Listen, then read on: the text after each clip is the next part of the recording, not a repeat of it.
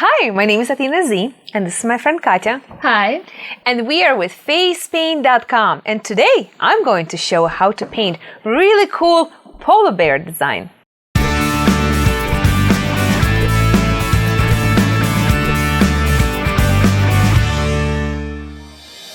This is how I paint my polar bear design. First, I do the placement. I take a gray paint and I do a little outline to do my placement of the bears, and then I fill in the bears in white, and afterwards I paint my water with light blues first, and then I add dark blues and white highlights. Afterwards I outline all my bears with black and the whole design in dark purple, and in the end, if you want your design to really pop, always outline it in white, and don't forget the glitter.